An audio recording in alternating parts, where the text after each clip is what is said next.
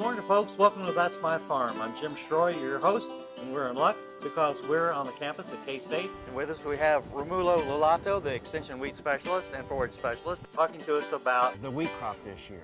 So we got to take a break. We'll be back in just a few minutes. See you in a second. Closed captioning brought to you by Ag Promo Source. Together we grow. Learn more at agpromosource.com. That's My Farm is brought to you in part by Tallgrass Commodities. Big enough to serve, small enough to care. Welcome back to That's My Farm. I'm Jim Shroyer, and with us we have Romulo Lollato, the Extension Wheat Specialist and Forage Specialist. Romulo, we've had some pretty warm temperatures. I mean, we had some really cold in December, and then what happened? Yeah, so early in December we had that cold spell when the temperatures just came down to single digits, and they were there for a few hours. Many producers were concerned throughout the state with possible winter kill there. But really we didn't see much of that from that cold spell in December. Once we got to January though, temperatures throughout the winter have been much warmer than normal.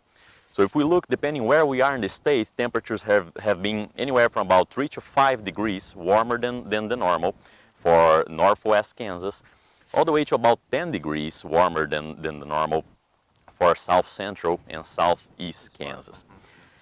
So these warmer temperatures, we need to remember, it's going to really increase the speed with which the crop is going to develop. The wheat crop is really going to take on faster in the spring now than it should. It's going to result in an early green up. And that's going to affect many of the management practices that the producers need to be thinking about, at least the timing of those management practices. Right now we have here behind us a crop that is already greened up and it's still early March. Probably it would be more like mid-March or so when it would have greened up. And we're seeing this throughout the state. If we look at vegetation maps throughout the state, we are overall throughout the state we have much more vegetative growth just using satellite imagery as compared to the 28-year average. So things are greening up. We have reports of fields that have already reached jointing in south central Kansas, so that's definitely early for that. Right. Well, what about some of the management issues that would be associated with earlier growth and development of the crop? So a few things that producers need to have in mind with this earlier development of the crop is probably be more aware of insects, probably aphids as well. We have warmer temperatures, they're going to be more active earlier on. We need to consider nitrogen fertility as well. We need to have that nitrogen in the root zone by the time when the head is developing. That's really important, but you got to have the water to get the nitrogen down into the root zone. Exactly. And we can also talk about total precipitation in the state and how that's looking like. Many producers are also considering an early fungicide, and that's another thing that we need to put some more focus on and discuss some of the results that we have shown here at K-State on the long years of research that you helped back in the past. Okay. We got to take a break right now, so hang on. Folks, we'll be right back after these words from our sponsors. Watch Ag AM in Kansas online at agaminkansas.com. Brown Chevrolet Buick in Wamego is driven by the spirit of American ingenuity. Come in for a new Chevrolet car, truck, or SUV. If we don't have exactly what you want, we'll find it for you. And we also have a great selection of used cars. We make sure you have an easy, fun, and transparent sales experience that saves you time and money. But if you want high-pressure salesmen and hours spent in the finance office, you'll just have to go elsewhere. Brown Chevrolet Buick in Wamego. We're making car buying great again. Ag Promo Source is a unique group of marketing specialists with one mission: help your ag business grow. Each affiliate has their own area of expertise, and they work together to bring you advice, products, and services. To get started, visit agpromosource.com. Ag Promo Source. Together we grow. It's time, the Great Bend Farm and Ranch Expo, April 5th, 6th, and 7th in Great Bend, Kansas. 700 booths filled over 80 acres of exhibits. Dale Brisby, the 6th and 7th at 1 o'clock, sponsored by American State Bank. Find all your livestock equipment needs, precision tillage equipment at the Great Bend Farm and Ranch Expo. Free admission, free parking. Corporate sponsors American Hat Company, Great Bend Co-op. Go to starexpos.net. That's April 5, 6, 7. You don't want to miss it. Tallgrass Commodities offers producers bulk commodities at a reasonable price with reliable service throughout the whole Midwest. To find out more about Tallgrass Commodities, visit tallgrass.us or call 785-494-8484. Soil is the life of a farm, and for 25 years, SureCrop Liquid Crop Nutrition has helped growers produce abundant quality crops while preserving and improving the soils they steward. SureCrop offers complete soil and plant analysis with cropping recommendations, delivery direct to your on-farm storage, and quality crop nutrition custom blended for your field. Choose SureCrop for the assurance of excellence for your soil. Call today or visit their website for more information. That's My Farm is brought to you in part by Tallgrass Commodities. Big enough to serve, small enough to care. Welcome back to That's My Farm. I'm Jim Shroyer. We have Romulo Lollato, the Extension Wheat and Forage Specialist, with us. And Romulo, let's talk a little bit about taking cattle off. Because of the season so early, as you mentioned a second ago, because of the warmer than normal temperatures, that can really affect when we remove cattle. Definitely. So we need to remember, Jim, that the best time to remove cattle from a wheat field that is going to go for grain later on, so a dual-purpose field, forage and grain, is at first hollow stem. And first hollow stem is that stage of growth when we have about 1.5 centimeters or about roughly half an inch of growth below that developing head. So in between the crown and the developing head. Right. So you're talking about the head moving up from the crown region and just before jointing, basically, is what you're talking about. Exactly. It would be slightly before jointing. And that's initiated basically by temperatures. Exactly. So temperatures, and if the crop have moisture and nutrients, it's going to take on spring growth. So the reason it is important for us to remove cattle at first hollow stem is that at that point, the growing point is still below ground. It's above the crown, but it's still below ground. So whenever cattle they're grazing the wheat crop, they're not removing that growing point. So we're still maintaining the growing point safe. Mm-hmm. If we graze past first hollow stem, the cattle, they're going to start removing those growing points, and then our yield's going to really suffer a penalty there. And that yield loss, it can range anywhere from 1 to as much as 5%. So some previous research has shown 1 to 5% per day of yield loss that we can have just by grazing past first hollow stem. Go ahead. So during this time of the year, it's very important that producers are checking for first hollow stem in their fields. First hollow stem is field specific, so different varieties and different fields are going to respond differently because it depends on the soil temperature.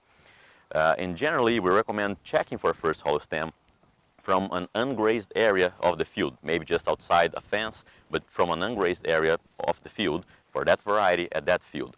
And generally, we pull the entire plant and recommend producers to split the main stem open lengthwise and pretty much take a measurement of how far along that growing point is. If it is anywhere above about half an inch or above roughly the diameter of a dime, that's the best time to start removing cattle from the wheat pasture. Okay, so now for that growing point to be up high enough to be grazed, obviously it has to be near jointing or even above jointing, but that's grubbing that wheat down pretty hard, and you probably, that alone, having those cattle graze that short is going to probably cause a yield loss, with or without the growing point being there or even below the soil surface, right? Yeah, so long-term... losing leaf area. Yes, definitely. Long-term research has shown that on average we see about a 15% yield loss from the dual-purpose system as compared to the grain only. So definitely we'll see some yield loss from grazing, from leaf area removal. If you're concerned with your first hollow stem, if you're grazing, make sure and follow us on Twitter. We're definitely 2 or 3 times per week sending first hollow stem updates for several wheat varieties for the south central portion of the state. We've got to take a break. Hang on here. Okay. Folks, we'll be right back after these words from our sponsors. See you in a minute.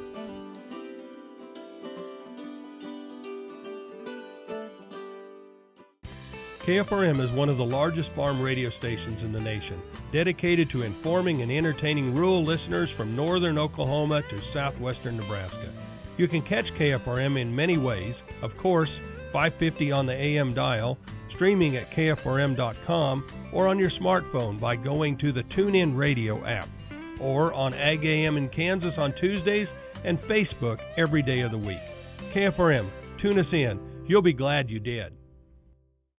Tallgrass Commodities offers producers bulk commodities at a reasonable price with reliable service throughout the whole Midwest.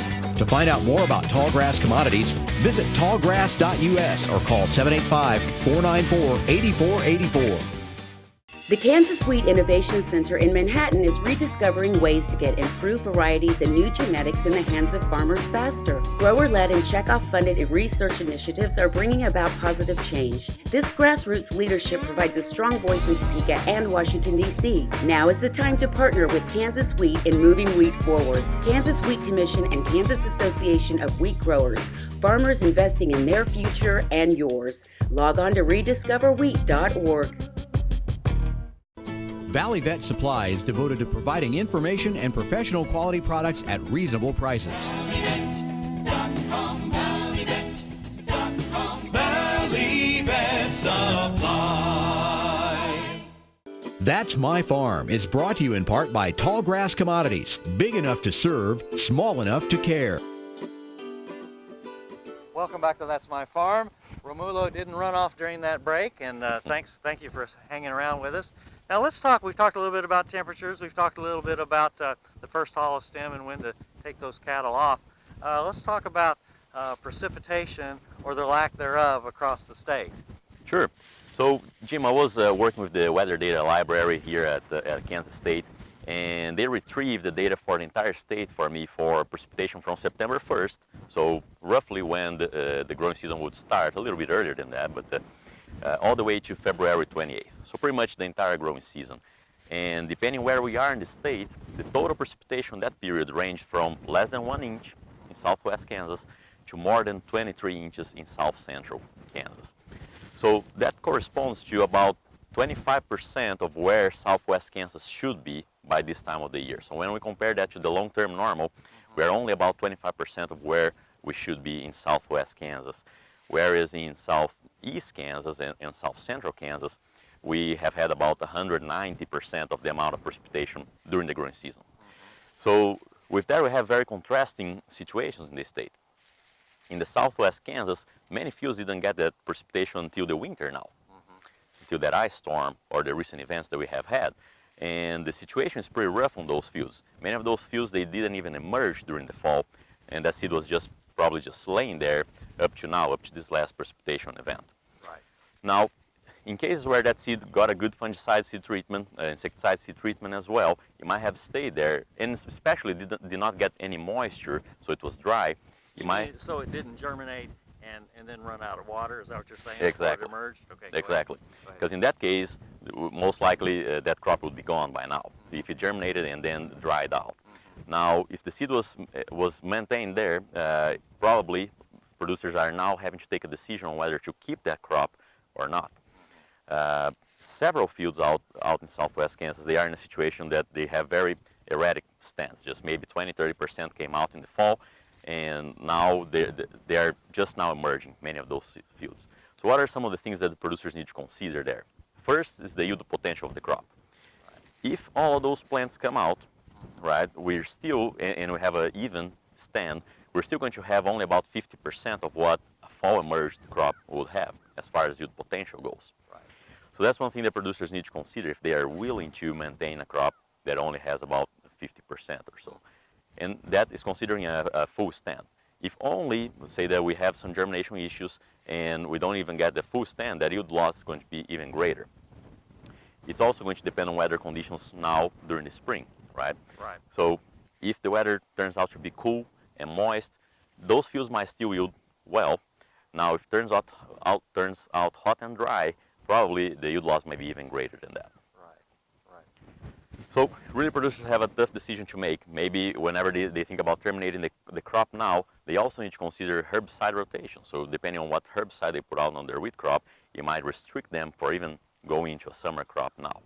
So really several things that producers need to be considering at this point in time, but definitely those fields have a much limited yield potential as compared to fall emergent fields. Well, the other hard thing about it is it's not a uniform stand loss across the field. That would make it easy. But like you mentioned a second ago, parts of the field are, there's nothing there yet, or it's died, and nothing's going to be there. You have this Apache wheats, as the farmers talk about, and that makes it hard to figure out, because you have some good areas and then some total total gone. That makes it quite difficult. Yeah, so producers are really on a tough decision right now. So depending on they need to consider whether that yield potential is something that they can work with, or they will have to terminate the crop and go for something else.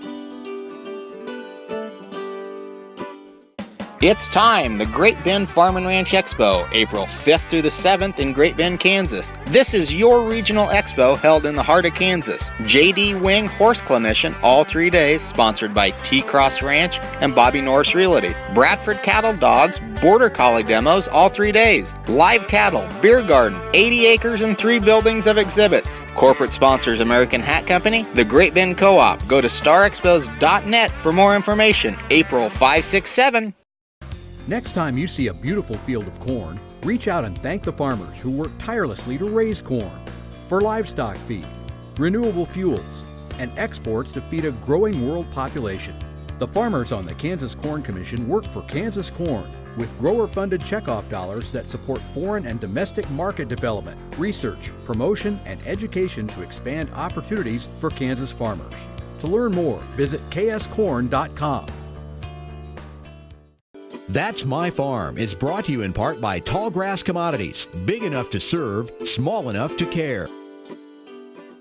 Welcome back to That's My Farm. I'm Jim Shroyer, and with us we still have Romulo Lollato, our extension wheat specialist, and we've talked a little bit about growth and development and precipitation, and there's a lot over the past few years, Romulo. There's been interest in that split applications of fungicides, so that early season application, and then one at boot stage or flag leaf emergence and boot stage. So talk to us a little bit about that. So that's a very interesting topic there, Jim, because in many systems that fungicide application work in systems that have a higher rainfall. So for example, if you go for a wheat that is grown in Europe, they pretty much need that fungicide application. If we go even to southern Brazil or so, we need that early fungicide application. Even in the eastern U.S. with the high rainfall and the high infestation of fungal diseases. Exactly. So in these situations, it helps control some of that early development of these diseases. Now, a lot of the research that has done in Kansas historically has shown that for our conditions that are generally drier, most of the heavy lifting really from the yield is going to come from the flag leaf application. Right? That early fungicide application, it hasn't really shown consistent response for wheat grown here in Kansas. So maybe in a few situations, for example, if it's wheat grown after wheat in a no-till situation where we might have maybe more tan spot or some other diseases, and you're growing a susceptible cultivar, that might be justifiable. But really for most of Kansas, that first application generally doesn't bring us much of a yield gain. So just to give you an example, recently I got with Kansas Wheat Commission 7 years of data from their yield contest fields. And those fields are very highly managed. So we have their fields that got just one fungicide application, 2 fungicide applications, several different combinations there. And when we're analyzing that data, over 90 fields of intensively managed wheat, we didn't really see any yield gain from that early fungicide application. Now the late one is really what is bringing the biggest bang for your buck. Exactly, exactly. And from that data as well that is coming from on farm, we can also learn that the variety disease, the variety susceptibility to stripe rust or leaf rust also plays a very important role there. So over those 90 fields, generally resistant varieties gained less from a fungicide application for both stripe rust or leaf rust, and susceptible variety gained much more. And in many cases, the gain on disease on resistant varieties wasn't even significant. So really that early fungicide application, producers should really consider if that's a situation where they need to be applying or not. For Kansas, in most cases, it's not the one that is going to bring most of the yield benefit. Well, thank you for that, and we got to take a break. And folks, stay with us. We'll be right back after these words from our sponsors.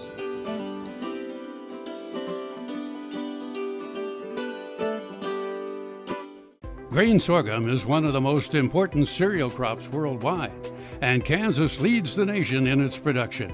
Over the years, sorghum has been either exported, used in animal feed domestically, or for other industrial uses. Recently, its use in the ethanol market has seen tremendous growth, with 30% of domestic sorghum typically going to ethanol production. Kansas Grain Sorghum is committed to sorghum research, market development, and education. Learn more at ksgrainsorghum.org. I had this horse. It was a good horse, except for when the wind was blowing above 30 miles an hour. Wind was blowing about 35, 40, and I saddled him up, rode him out to the end of the lane, and I thought, well, he's doing pretty good. And about 6 jumps later, I was laying on the ground and thinking, boy, my shoulders sure hurt. I kept waiting, and it didn't get better, and so I went to orthopedic surgeon, and that showed that I had torn rotator cuff. And said, well, we'll have to do surgery. I thought, I farm and ranch by myself. This is not going to work out very well. I'd been sleeping in my recliner for about 2.5 years because it hurt too much to sleep in bed on my side. And I'd heard about Kansas Regenerative Medicine Center on the radio and gotten down there at 8 o'clock in the morning, and by 11:30 the procedure was all over. They just took some fat out of my side here and spun that down for about 45 minutes and then injected it in my shoulders, and I was on my way. It's something you don't hear about, but I thought it was worth a try, and I'm really pleased. It's really worked out well for me. That's My Farm is brought to you in part by Tallgrass Commodities. Big enough to serve, small enough to care. Welcome back to That's My Farm. I'm Jim Shroyer, and with us, the Extension Wheat Specialist, Romulo Lollato, is with us. And in this last segment here, well, actually, in the last segment, you mentioned the yield contest, and you talked a little bit about that. There's more info that you gathered from the last few years of that contest. So tell us a little bit more about what you've discovered. Yeah, so Jim, this is a very interesting set of data there. We're looking at 90 fields that were highly managed, and we can start learning what are things that are working and what are things that maybe we shouldn't be really thinking about in our crop here. So if we compared the 30 lowest yielding fields on that data set, which, as you mentioned, it's still good yields. Still good yields. So that the 30 lowest fields still yielded about 60 bushels per acre. If we compared the management practices adopted in those fields with management practices adopted in higher yielding fields, which averaged about 95 bushels per acre or so, the difference in adoption of no-till existed. So the higher yielding fields were adopting no-till more frequently. Now, it doesn't mean that no-till is increasing yields. What we're saying is that those higher yielding guys are adopting no-till more frequently. And they probably have a crop rotation as well. They're not no-till year after year after year. Yes. They've got other crops in the rotation. Yes, exactly. So there is a crop rotation to it as well. Other things that we learned was about seeding rate, for example. So the higher yielding fields were generally adopting slightly lower seeding rates. So on average, a million seeds per acre, which roughly corresponds to 70, maybe 75 pounds per acre, while the lowest yielding guys were adopting slightly higher than that, so 1.2 million seeds per acre. Okay. Now, when we talk about seeding rates, it's important to keep in mind that this is all during optimal planting time, right? If we delay planting, it's generally recommended to increase seeding rates. But in this data set, these 90 fields of planted during optimum time here in Kansas, generally slightly lower seeding rates were paying the bucks there, were really increasing the yields. So you're saying about in that 900,000 seeds, basically. The 1,900,000 to 1.1 million, we didn't see much difference there. Once we went to 1.2 and above, we started seeing a yield decrease. So probably what's going on there, we have too much of a growth, right? Too much of an early growth whenever we have a higher population out there. And probably in a region as dry as we are, once we get into grain filling or more important phases of the crop development later on, when the crop really needs the water, maybe we have used it before. Yeah, you use the water up to that point, and you didn't have enough to carry it through. Yes, exactly. So we also learned from that data set that generally that higher yielding group, they were adopting varieties that were on that medium maturity range, right? Whereas the lower yielding guys, they're more on that early side. So there was that difference in variety maturity. Now, that's going to be year specific. Some years, the early maturing varieties are going to yield better. Other years, probably years like last year when we had a cool, moist growing season, the late maturing varieties will yield better. But among those fields that we were studying there, generally about the variety maturity adopted by the higher yielding guys was slightly later than by the lower yielding guys. Romulo, thank you so much for taking time. I appreciate it. It's a little chilly today, but even though it's been above normal temperatures. And you folks, thanks for being with us on this That's My Farm. And don't forget, next week about the same time, we're going to have another episode of That's My Farm. See you then.